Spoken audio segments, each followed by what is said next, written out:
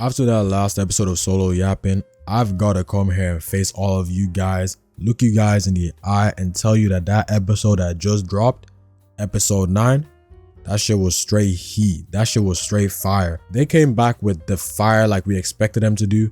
This episode following the last episode did not disappoint. We had a 1 week break, then after that we had a yap session of an episode. And to get to this point, all we can say is that Jinwoo proved to us that he is that guy. So the episode starts off getting right into the action. They're putting in that work against these goblins and everyone is holding it down on their ones. Unk and Jo-hee looking at Jinwoo like, nah, this guy isn't the same guy, he's changed. And you know saying this is getting Jinwoo turned on. Bro is even glowing with all that aura around him. You already know he's just one touch away from a boss. They come to a point where there's 3 parts and they have to decide to split up.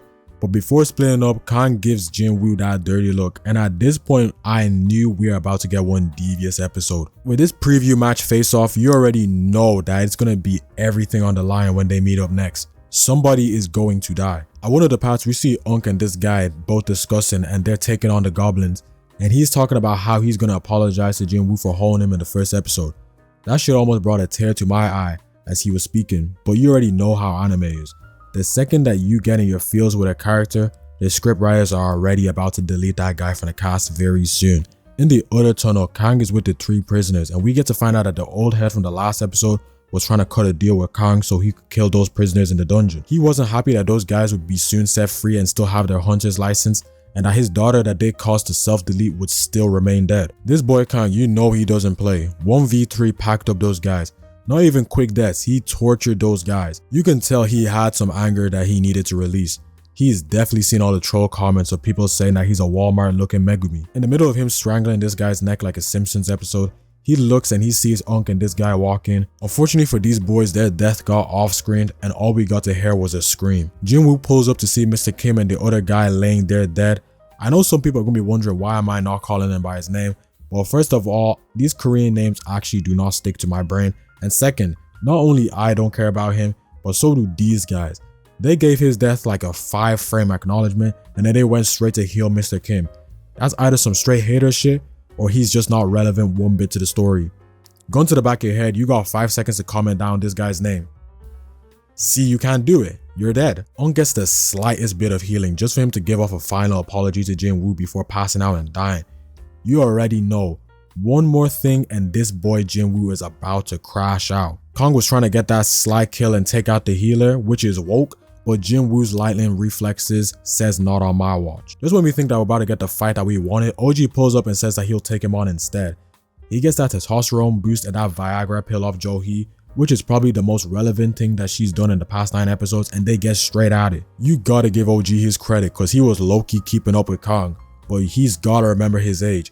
He is not in his prime no more, plus he's missing an arm. He attempts one last magic attack, but it doesn't quite get him out of the situation that he's in. And you know my go Jinwoo, he just has to get off the sideline and insert himself right into the action, keeping OG alive. Kang is looking at Jinwoo confused, especially when he tells him that he's an E rank. At this point, Kang lets everybody know that there is no way Jinwoo is an E rank, that he must have had a second awakening.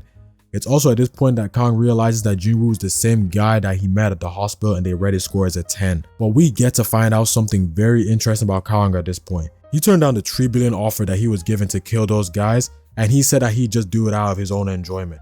I don't know about you guys, but he's seriously giving off that black Air Force energy. And at this point, Jinwoo, he's still giving off that soft boy white Air Force energy. They're both clashing, they're both going right at it. Their stats are both looking the same, their player builds are both looking the same. The way that they're going at it, it's looking like a Dragon Ball Z episode. But round 1, Kang looks like he's low-key taking the W. He's got Jinwoo down almost on all 4s. And then Jinwoo gets a notification. He starts talking about how the system wants him to kill Kang. I don't know about you guys, but if somebody starts going off topic and starts talking like that to me mid-fight, I think I gotta pick up my bags and get up out of there. Even though I might be high-key winning and about to take the W, I just gotta get up out of there. You don't have any idea anymore what this guy is capable of doing. The same way that you can't fight a guy that watches too much anime and gets an imaginary raise boost mid-fight, they are about to come at you and start hitting you with moves that you have never seen and which are definitely not fair. And I love this scene. W tribute to the late great Toriyama and Dragon Ball. Jinwoo picks back up the pace and he hits him with that poison attack. Like, yeah bro, that's actually normal. But we gotta give it up to Kang because he's still matching toe to toe against Jinwoo and the script writers behind his back. Then he's got Jinwoo in almost like a genjutsu with his stealth skill, and again almost has Jinwoo on all fours.